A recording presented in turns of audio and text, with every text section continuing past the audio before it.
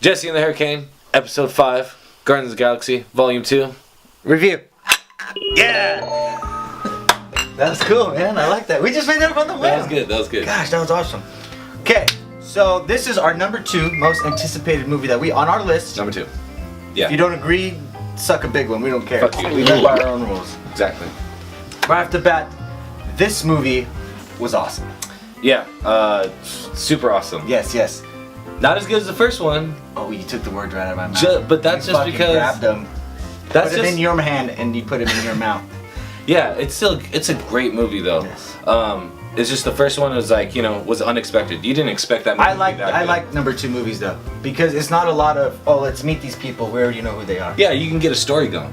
You can get them right into it, just like this movie did. Right into the motherfucker. The intro with that monster that comes out, and that's a monster from another universe that. But before we gotta go, full spoiler warnings. Oh yeah. So Spoiler alert. hit the warning music. Hit it. Jimmy hit it. And we're good. Okay, you've been warned. Been warned. If you haven't seen it, come back. Let us know what you think in the comments. But you were saying about the big fucking monster comes out of the sky, right? That's coming out of a different and like some kind of other universe or something, some other dimension that I think Doctor Strange goes to in his movie where he meets Yeah. You've been reading. Yeah, and then also at the end of the movie, I'm gonna kind of jump real quick. Yeah. With that guy that does the thumbs up, he has that magic shit that does the thumbs up when he's with Sylvester Stallone. It's one of the post-credit ones. Okay. Right, and they agree to come together. Oh yeah. He doesn't talk. Magic. He doesn't talk. That's the same type of magic that Doctor Strange uses. Yeah, he's a sorcerer then. Yeah. Yeah. Whoa! Considered at like somewhere in the level with Doctor Strange, but I think Doctor Strange does. I didn't catch that. Wow. Yeah. Look at Crazy. you. Dang it. Well, that's why we're on the show together. We just bouncy stuff off. So intro right off the bat, we have that alien thing, which I don't think was the big part. Baby Groot to me. Baby Groot was probably one of the best intros I've seen in a movie besides Deadpool. Yeah, that was a good intro, but this one was, what is it, Mr. Blue Sky playing? It made me feel happy being there. It did. It gives you like that, and that's one thing about Guardians. They have a good album to go like. Not better than the first though. Volume.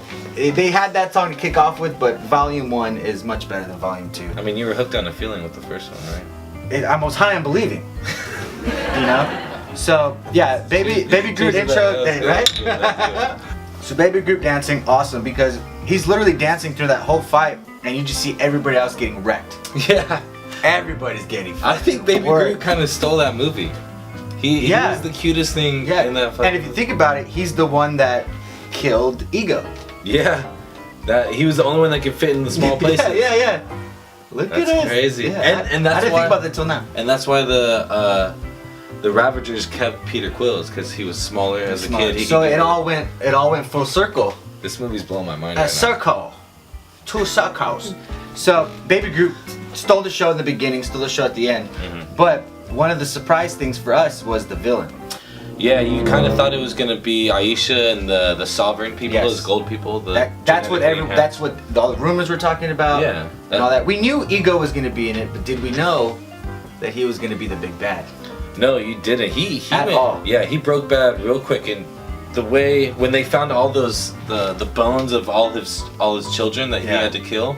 And it's not just a couple of kids. There's a big ass pile.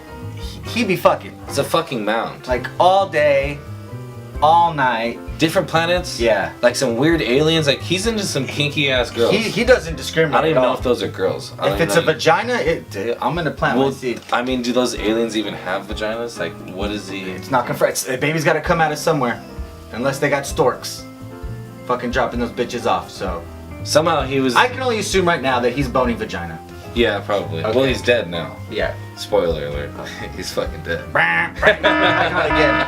So anyway, he was the major villain. We thought the Sovereign are like, hey, okay, we got a problem with you, but you're really not the big threat. You're not. This is the Galaxy, Guardians of the Galaxy. They're not really. You don't have to worry about these guys. Really. They're more like, you're bugging us, dude. You're a fly on the wall. We gotta worry about this other shit. Yeah, and I mean, Ego is a celestial, which was a surprise to us. Which is a big deal. Celestials, you don't fuck with those. Yeah, they reference them in the first Guardians of the Galaxy as those big giant things with the power gems and the collector. The collector or something. Yeah, exactly. Yeah. And then you find out that Ego is a celestial, which makes you think that celestials aren't just like a humanoid form. They can take whatever form they really they want to take. Because he's a big ass planet. He's a planet. And he started out as a brain. Yeah, right. And then he just grew and grew from that. Yeah. And then he makes himself look like a human, so he can relate to Peter Quill. Yeah, to talk to other. I mean, if not, he was gonna be fucking David Hasselhoff. Shout out to David Hasselhoff. Yeah, Knight Rider. Knight Rider coming out. He's in Guardians, and then you got the Baywatch movie. I heard he's in that too. This is a big year for him. I heard that he has a track on the Guardians of the Galaxy Volume 2 album. David Hasselhoff. I have to check that. Yeah. I wouldn't be surprised. I wouldn't be surprised. No, either. they're pushing a lot for the Hoff. He's been through a lot. He has, but and his tan, he has a good tan, whatever. Yeah, he does. But you learn down the road that Peter Quill, which is like, his big thing is that his mom dying was because of his father. He put the tumor. Yeah. He put the tumor in the head. Yeah. Which is the reason she died. That was crazy, and that's what made Peter flip, because he was believing it the whole entire time, even though Gamora was like a little like, hey, you need to. Because he's half celestial now. He learns that he is. And he has power. No, wait, no, not anymore because. Well, but at the time. At the time, yeah. And that's what makes him trigger it, the power. I like Peter Quill's power, even though you don't really see that in the comics. Mm-hmm. But I thought that was cool. There's a part right before he tells Peter that he had killed his mom that Peter says, remember he has like those eyes that looked all spacey, and he says he sees eternity. Yeah, like he was rolling. Well, it's rolling some fucking space balls. Mantis was on a good one. Mantis was tripping. But he has like the space eyes, and he says he sees eternity, and I think that's a reference to eternity. There's a being in the comics that actually made the whole entire Marvel universe. That's true. So, and he says that he sees eternity. So that might be hinting towards another like a bigger. There's so many movies coming up that all these little things can. But with Infinity Gauntlet, Infinity War in the comics, in the Infinity Gauntlet, I know like there's like I think eternity gets down, or there's a couple like cosmic entities that have to take part in the fight against Thanos because he has the gauntlet. He has all the powers. But that's another conversation. Yeah. Really, because it's all about this. And then I think the one thing you take back from this movie and the big message it sends is family. It might as well be a fucking Fast and the Furious movie. We got a Vin Diesel. We got a Paul Walker. All right. Well, technically this should be Vin Diesel, but you know what I'm saying. It's the family. It's all about family in this one. It is. So you have the Nebula and Gamora. Yeah, they hate. Nebula wants to just straight up kill Gamora. Doesn't give a fuck. I don't think she wants to kill her. She just wants to win. She wants to beat her, yeah. Because she's always lost. But she's always saying she wants to kill her, that she will kill her. But I don't think. If we had a competition all our lives and I was like 15-0, I would be pretty pissed. You'd be pretty I'd want to kill you too. Pissed. Yeah, I'd want to kill you. So it's I just want that one win. I just want to win horse one time. Right? And then there's a time when they actually fight and she does get the better of her, right? In the movie. Yeah. Yes. And she says, I win. Tell me that I won. And you could tell right there that that's all she wanted. That's all she worried about. And then she talked about how Thanos was super fucked up dad, obviously. Yeah. Had him always fighting, and Gamora was just always relentless, whooping her ass. Yeah. That's gnarly. Yeah. He turned, every time she lost, she had to get something mechanical installed. Yeah. She would get fucked up and get some kind of limb chopped off. I mean, I ain't tripping. I'd be mechanical. I'm about that cyborg life. $6 billion man. $6 billion. Be a robot. You know? So anyway, so we can move on from that. And then Quill and his dad was obviously the main family. Yeah. Yeah, that was the main family thing. And you know what I like the most is that Ego was his dad, but his real dad is Yondu. That's what they pretty much wanted to break down. Yeah, that's true. And even you gave birth to me, or you provided the jizz, but this guy provided me growing up. The father figure. Yes. Because he could have, Yondu could have had. We learned that he could have handed him off. Yeah, he was hired by Ego to go get him and bring him back. Yes, that was the whole thing. Yondu kept him. And that's even what got Yondu kicked out of the Ravagers. Yes. Is because that's also a big thing too, but we can get there too at the end. Yeah. he got kicked out of there because they had a code that no children were going to be involved in it. It was just whatever, sex, drugs, and rock and roll. And there's sex. Yeah, they slid some robot prostitutes in that movie, bro. I just want to say that real quick. I can't believe they fucking did that. Disney let that shit ride. That's crazy. I don't think they thought we were dumb. Oh, he's just getting dressed with these robots. But yeah, Yondu took care of Peter Quill and brought him into his own. And I don't think Peter Quill would be the person he is without being raised by Yondu. Yeah, for sure. Yeah, he'd be a lost little kid because obviously his mom died. Yeah, that's crazy. Ego's just using him. Pretty much, that's the whole thing. He's using him just to fucking, because he's that one child who fucking. And he wants to take over the universe. Yeah. And he wants to use his kid to do it with him. He has a vendetta. Yeah. You know, it's not just love; it's a vendetta. But then you also have Rocket and Yondu's thing, which was cool. Yeah, because Rocket was a little asshole the whole entire movie. He even said, I think Peter Quill says like, "Are you trying to be a fucking douchebag?" Or something like that. Yeah. So it's like you kind of learn a lot about every one of the characters in this. In all different situations of like Rocket just being an asshole, and Yondu kind of told him like, hey man, like we understand, you know, where you're coming from, but like this is family, you know, this is the people. And I think everybody involved was getting kind of jealous that Peter had found a dad. Yeah. You know? Oh yeah, because everybody else is fatherless. And now they're thinking that the family's gonna break up type of thing, you know?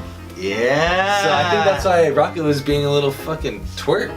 I'm picking up what you're putting down. And it's some heavy shit. Yeah, because you can kind of tell Gamora was kind of nervous. Like, well, I don't know if that, but she had this feeling like shit ain't working out. But he took it as like, dude, I'm finally happy. So did Gamora and Peter Quill like officially make them like a couple? I don't know. If you watch fucking fireworks, I watched and hold your significant other, that's some deep shit. That's official. Facebook official. They danced for a little bit. So we have that, and then we have Drax and Mantis. Not such a big one, but kind of learned about Drax's family. Yeah, what happened to him. Yeah, and how he feels, and yeah, it's crazy because Drax, as tough as he is, and I think they made him a little bit more like tougher and quieter in the first movie. Yes. This one he kind of came out a little bit more. It was also an asshole, but funny as fuck. Yes. Well, he's a literal. Yeah, he talks in literal takes everything so literal. So on that note, what I want to say, this is probably the funniest Guardians of the Galaxy. I didn't stop laughing, and you heard me. Yeah. Yeah. You heard that all through. I heard it in the whole entire movie theater. Yeah. And it wasn't just me laughing. No. You know, I like to laugh. Yeah. And this is sober. I was sober, and I was laughing. So this is one of the things is that I can separate from the other one. I like number 2 movies because we already learned about the characters, so we can just get right into the action. Yeah. But not only that, but this one seemed funnier than the first. Was it better than the first? No. No, it wasn't. But it was funny. Awesome. It was funny. Probably the funniest Marvel movie since Deadpool. But Deadpool even though it's in a different like, universe, whatever. But that was funnier to me. Yeah. And not only that, but I don't remember. Captain America's like a serious.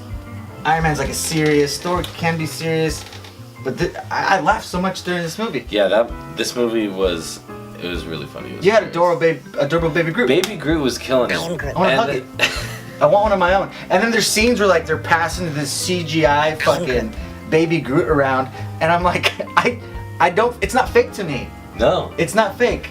Hey, even at the end of that movie, I started feeling some type of way. I started tugging on my heart a little bit. Yes. I thought I was gonna let it go for a second. I never thought a CGI character can have so many goddamn emotions where I feel like I want to cry a little bit, and then I can be happy 1 second.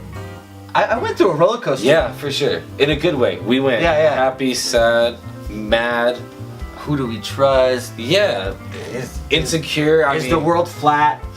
It made me think by a lot. But it was great. Overall story was awesome. But the big thing to me, and I think to both of us, was the fan service that we got. Yeah. We got fucking fanboyed out. Like my nerd boner was raging. Like, boom! It unleashed the fury.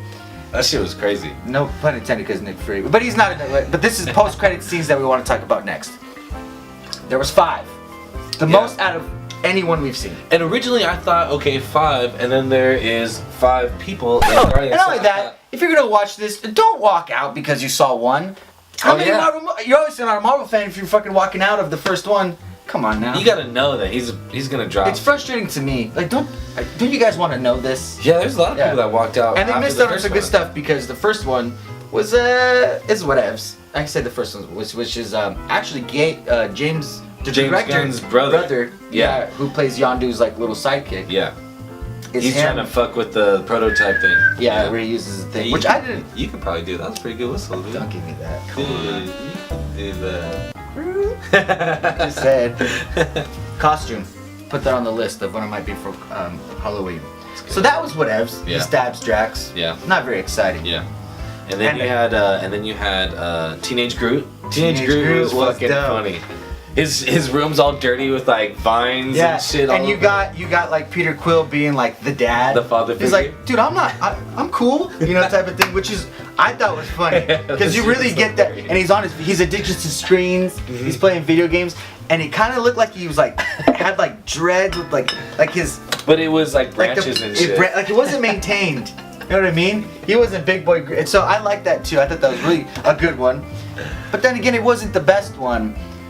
And then what do we have? The OG Guardians, which I don't think if anybody caught that. Yeah, with Sylvester Stallone playing Stakar, and there was Mainframe that was voiced by Miley Cyrus. Mm-hmm. And then who's the black guy that? Vin Rames. Vin Yeah, Rames. yeah, and he so they played the original Guardians of the Galaxy. I think when they were In the 70s. comic books though. Yeah, The comic books. yeah. So originally in the comic books, I think they were created in the 70s.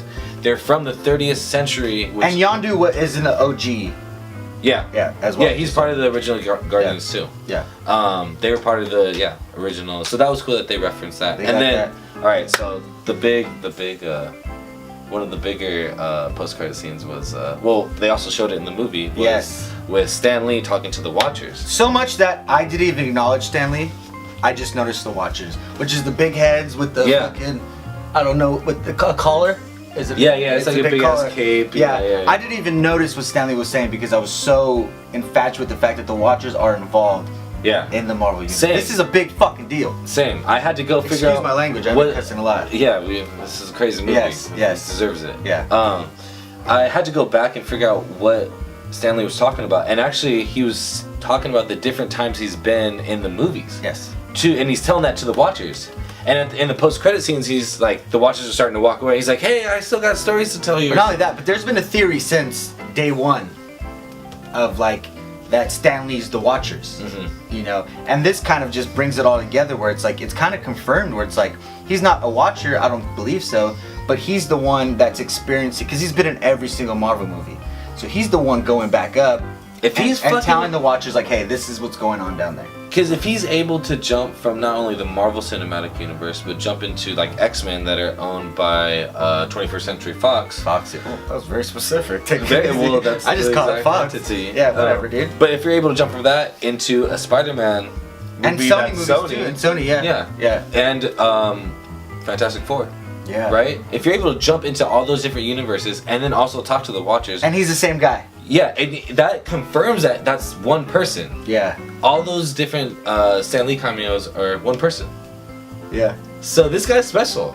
I love it, dude. Hey, dude, I'm fucking nerding out right now. Totally. You don't understand, like, that was probably my favorite, like, after credit scene. Yeah. And then you had the Adam Warlock one, which is a big deal, too. Super big. But still, it's Stan Lee. Let's be true. honest here. But, I mean, Adam Warlock does play a big part in the Infinity Gauntlet But I don't think comics. he's going to touch the Infinity War. Yeah, they said he's not going to be in the Probably Infinity Volume War. 3. Guardians Yeah. Volume 3, that's when we'll see that. And I heard something that they're Because he's going to start as a villain. That's what they're making it out to Oh, be. okay. Is a villain, and then, hey, fuck, we're cool, bro. You know what'd be dope is seeing a fight between Vision and Adam Warlock. Yeah. That's going to be a dope Because fight. Vision is technically Marvel, Adam Warlock. listen to me. Do that fight right. Yeah. Do that fight right. Vin Diesel and The Rock type of thing. I'm referencing Fast and the Furious a lot. Yeah. You know? So, Oh, speaking of that, you know, they barely had to alter his voice for the I Am Groot, the Baby Groot. he used his voice? He used his own voice. He could do like a cartoony. I heard it. He sounded, Really? yeah, it sounded just like it. And news to me. they said they barely had to alter it. That's I am. yeah. No, I don't See, know. there you go. You got it. I got so You could be Baby Groot. You could be Yondu. You could be. Like, I feel like, like You be- teenage Groot. I'm Groot. And Anyway, so let's rate this bad boy. All right, yeah. So I'm gonna give it 4 beers. 4 beers. Quattro. It was great. It was a good movie. Wasn't as good as the first, but it was still an awesome movie. Everything in it, post-credit scenes, I was nerding out the whole entire time. 4 beers. From start to finish, hands down, a good movie. Like you said, not better than the first. Because I see like the first is a 5. But we just started this gangster shit, so we couldn't on 8/1/14 we couldn't review this. Officially, Yes. we can't give it a ruling. Yes, but I would say that would be a 5 to me. Then this one would be a 4 as well. 4. Yeah, hands down. From start to finish, a fucking roller coaster emotions, fun ride, and the fan service, dude, all day. That fan service was amazing. So yeah, that's episode 5, motherfuckers. That's it. And that's how we drop the beat. Hey. That's not open. Shit.